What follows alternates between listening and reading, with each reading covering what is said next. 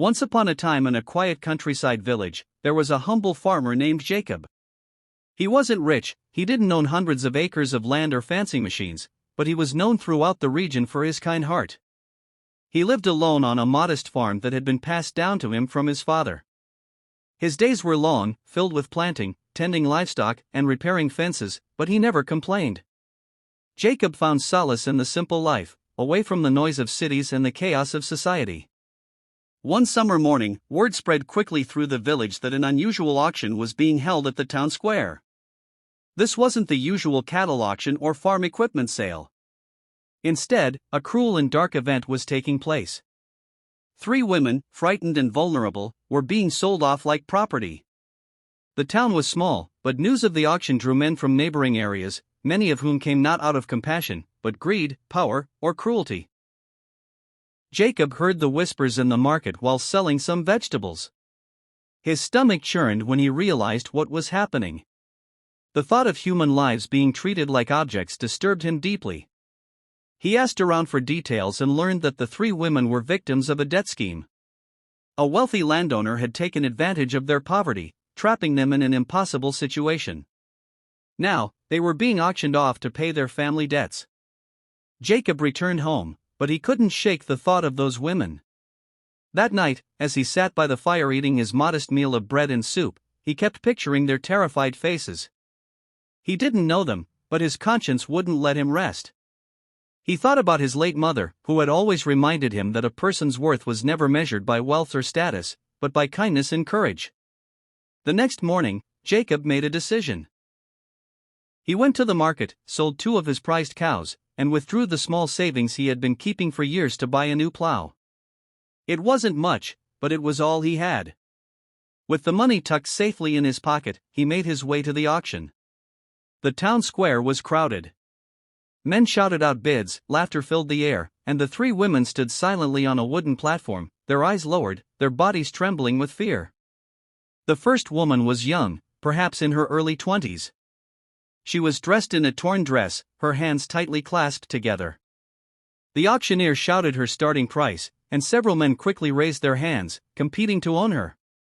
Jacob's heart sank as he saw their cold expressions. He raised his hand and placed his first bid. The crowd turned to look at him, surprised to see the quiet farmer participating. Most people knew Jacob wasn't wealthy, and some even laughed at him. But he didn't care. He kept bidding, his voice steady and calm. When the price soared higher than he could afford, he remembered the money he'd been saving for years. He took a deep breath and placed his final bid, offering everything he had. The crowd went silent for a moment, and then the auctioneer slammed his gavel. Jacob had won. The young woman's eyes widened in shock. She was led off the platform and handed over to Jacob. He gently took her by the arm and whispered softly, "You're safe now." She looked up at him with tears welling in her eyes, unable to believe his words. Then came the second woman. She was older, perhaps in her 30s, with a hardened expression, as if life had taught her to expect nothing but pain.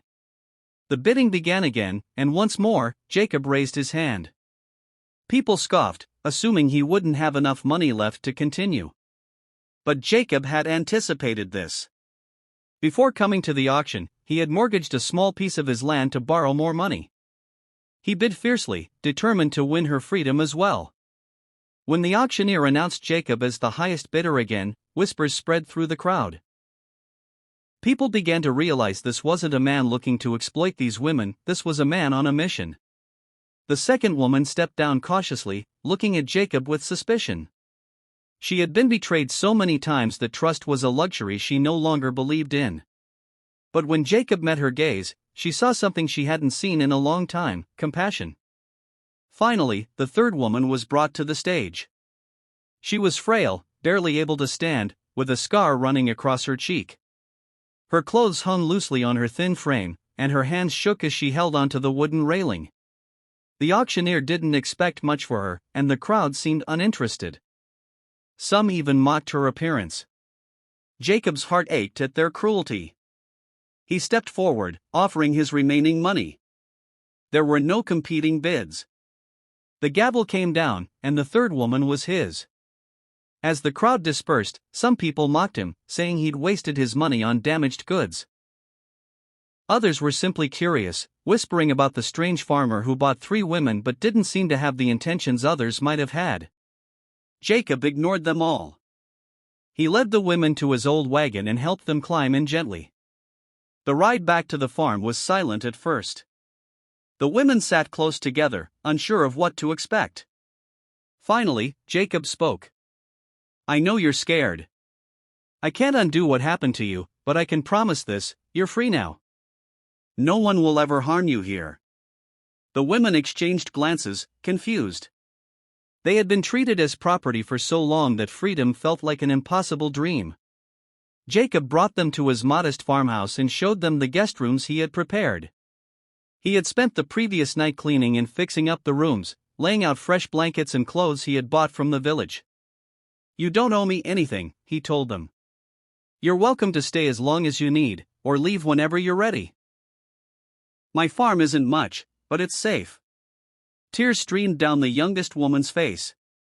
The older one looked away, still struggling to believe his kindness was genuine. The frail woman whispered a soft thank you, her voice trembling. Over the next few weeks, the women slowly began to heal. Jacob never once asked anything of them. He treated them like family, giving them space to rest and recover. At first, they kept to themselves, spending most of their time in their rooms. But little by little, they began to join in for meals, help in the garden, and take walks around the farm. The youngest, whose name was Emily, was a talented cook. She started preparing meals for them all, filling the farmhouse with warmth and delicious smells. The older woman, named Sarah, proved to be incredibly skilled with animals. She took charge of feeding the chickens and tending to the cows, earning their trust quickly. The frail woman, whose name was Anna, loved flowers. She spent hours planting colorful blooms around the farmhouse, bringing beauty to the once plain surroundings. Jacob watched them blossom like flowers after a long winter. Their laughter slowly returned, and the fear in their eyes faded. The farm, once silent and lonely, became filled with life. But not everyone in the village saw Jacob's actions kindly. Rumors spread quickly.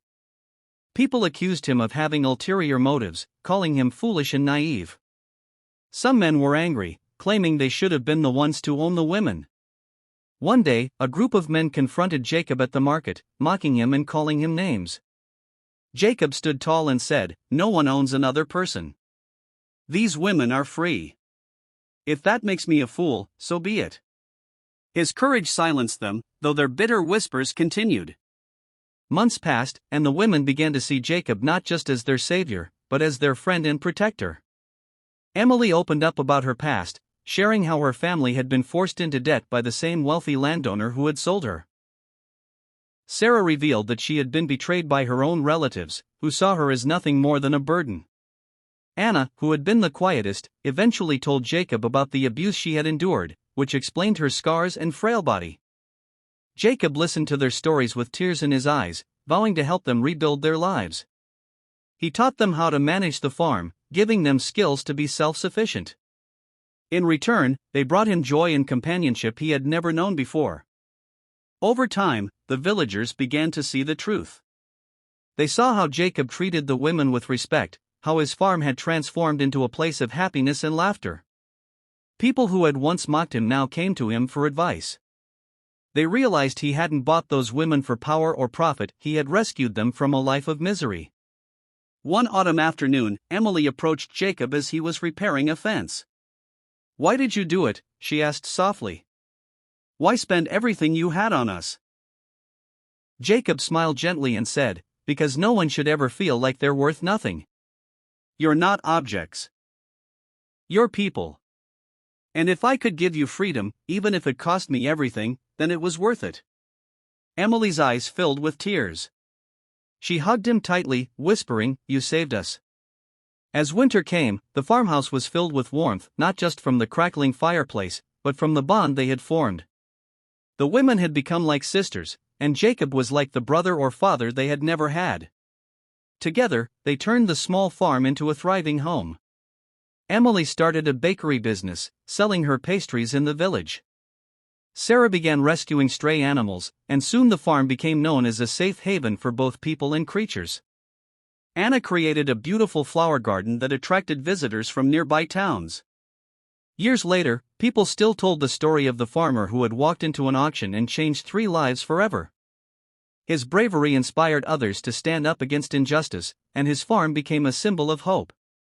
Jacob never saw himself as a hero. He was just a man who couldn't stand to see suffering. But his actions had a ripple effect that touched countless lives.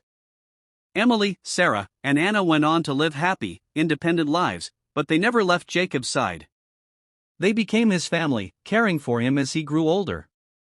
When Jacob passed away peacefully many years later, the entire village gathered to honor him. They spoke of his kindness, his courage, and the day he had shocked the world by buying 3 women not to own them, but to set them free. His story became a legend, reminding everyone that true strength lies not in wealth or power, but in compassion.